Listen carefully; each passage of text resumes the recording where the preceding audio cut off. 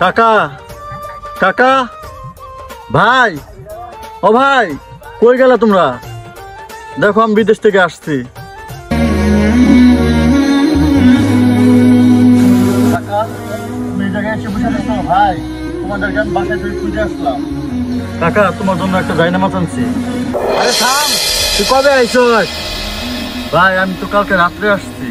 কালকে রাইতে আইছো আর তুমি এখন নাইলে দেখা করবা?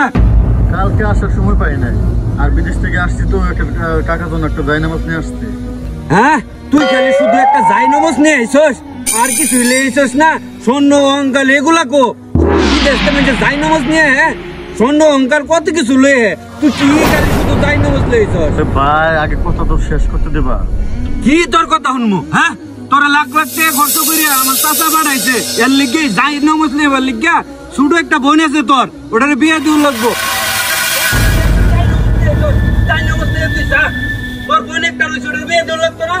বুঝলে এটে বুঝা স্বর্ণ অঙ্কাল তুই লইছ জায়নামাজ বিদেশকে রং বইয়ে লইছ, এত টাকা বুঝা খরচ করে তোরে পাঠাইছি আমার চাচা বিদেশ, লইছে শুধু জায়নামাজ একটা। ভাই মাথা গরম করো না, কথাটাকে শোনো।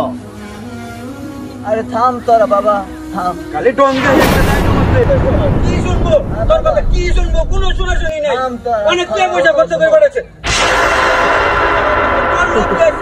এই যে চাচা অসুস্থ হয়ে গেছে গা, হ্যাঁ তোর লিগে এটা হইছে, তোর লিগে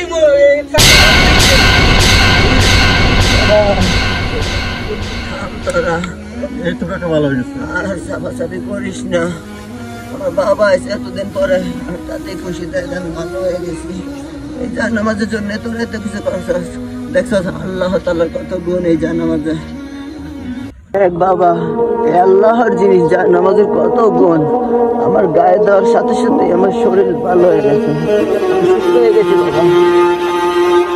ভাই টাকা ভালো হয়ে গেছে, কিন্তু আমার কোনো কথাই শুনো না। আর তোমার টাকা পয়সা ধন সম্পদ যে লুট কখনো যাবে না। এই দেখো কত টাকা পয়সা দাও।